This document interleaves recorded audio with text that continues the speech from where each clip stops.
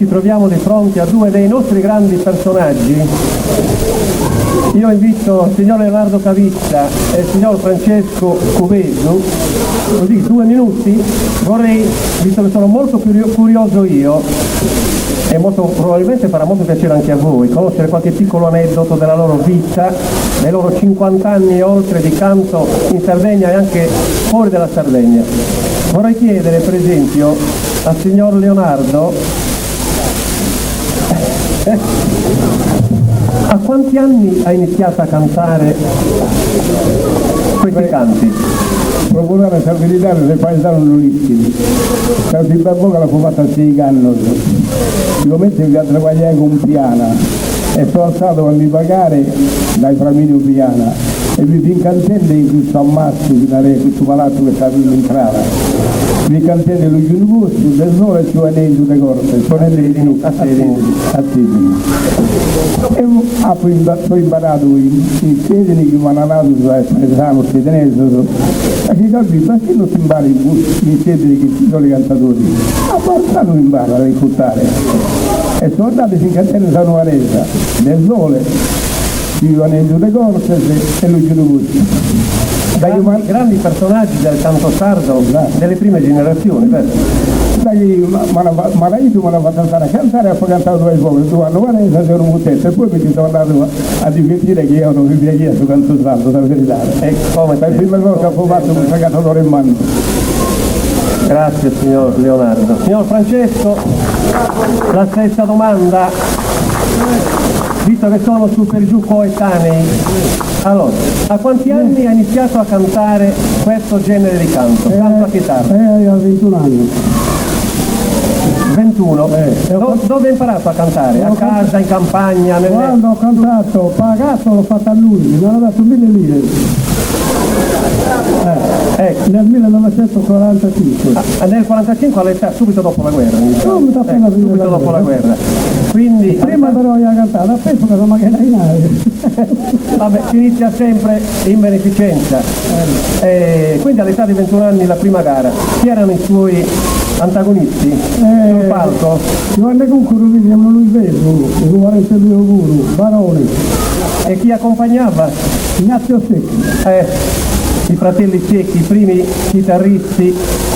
Io ho sentito le prime registrazioni con i chitarristi Secchi, accompagnavano in maniera molto semplice, con 2 o 3 dita e nelle incisioni, che sono fatte molto male, dovete capire che sono fatte le prime incisioni dove accompagnavano i fratelli Secchi, risalgono, non vorrei sbagliare, ma tra gli anni 20 e gli anni 30, quindi le incisioni di quel periodo, insomma, erano quelle che erano, sono molto disturbate, spesso le chitarre stonatissime, su per giù come la mia stasera, però l'importante era la gente che veniva coinvolta in questo tipo di canto.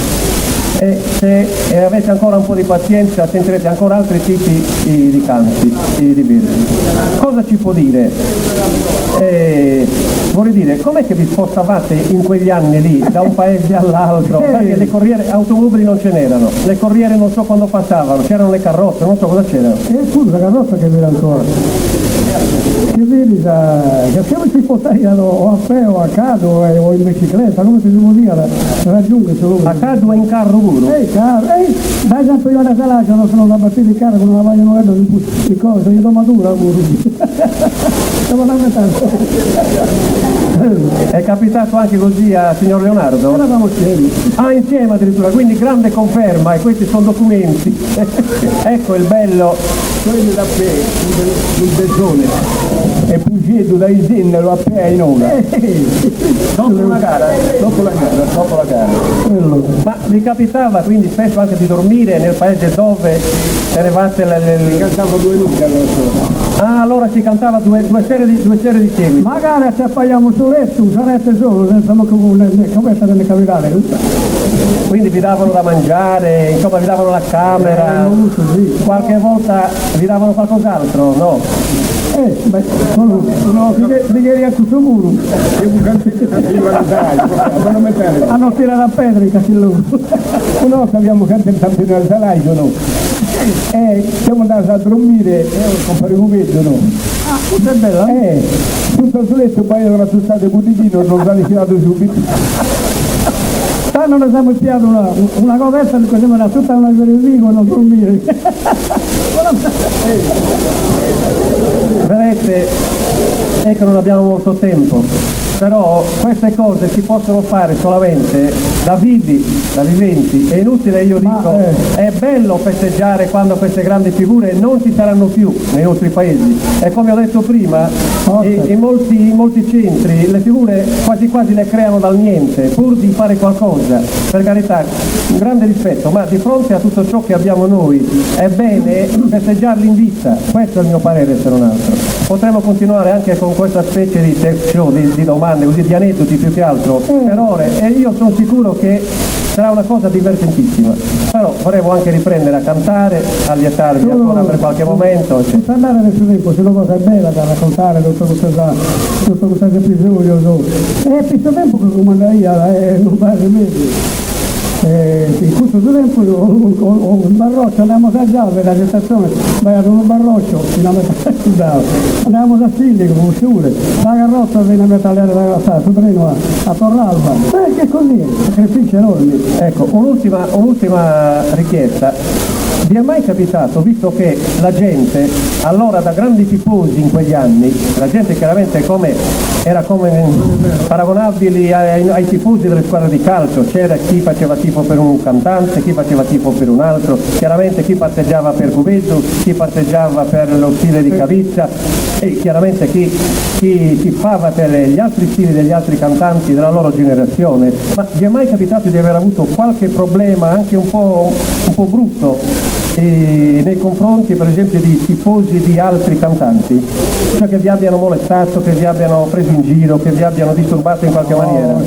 Beh, cattivo pesante l'abbiamo cantato sempre di questa gente di Dala, o magari che aveva bevuto e fine ragionevole. Infatti una volta lì abbiamo un pare, in Sargentiera, se non portava a dormire in una biciscelleria che aveva la Sargentiera, che era una miniera, no?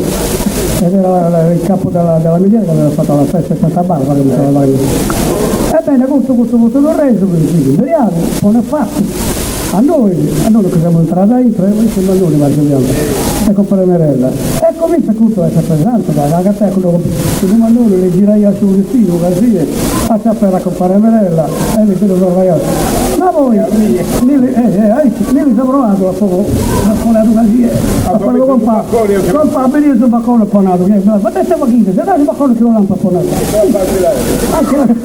C'era sul baccone, sono diventato, sono mio amico caro, io il futuro da voi ho diventato, l'ha compreso a me.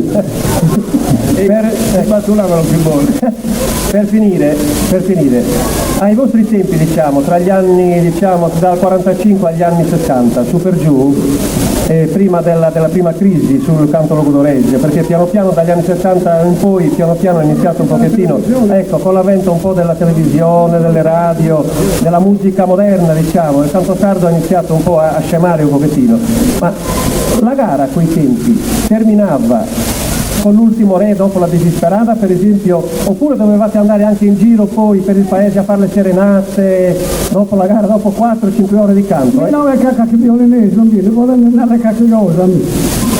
Entro su bomba, in piazza, la mattina e cantare ancora noi. E che da quello che due letto? Sotto la mattina serenata, sotto le stessa notte. È vero già, noi abbiamo vicino a Torralba nos accompagnava veramente al suo treno, cioè, non lo presterei mai detto per coccare, a coccare vita che noi andiamo da dopo. Ecco, questi sono questo vado a Torralba, ma ancora mi devono, visto che già Branco tu lo sono pagato. Allora, ecco, questi sono aneddoti, un piccolo spaccato della loro grande esperienza, perché ci sarebbe da scrivere non un libro ma 2, 3 sulle loro avventure di 50 anni e oltre della loro grande esperienza in tutta la Sardegna e fuori della Sardegna, perché entrambi sono andati a cantare, anche se non sbaglio anche all'estero, nei circoli degli emigrati sardi e così via. Ed è bello ricordare queste cose, non tanto ricordarle, ascoltarle da qualche registrazione, dal vivo è un'altra cosa, perché si vive sul momento. Comunque i giovanotti a rifugiare questa cosa forse non vanno a credere. Una volta al sindaco siamo Purtroppo è un Mannuni e Fuggetto e De Sole non lo scritti di pagare che non si farà se batto il demandante. Ecco, magari avevano iniziato a cantare alle 9, figuriamoci. Grazie allora ai nostri grandi personaggi, vi salutiamo per adesso con un grande applauso e noi riprendiamo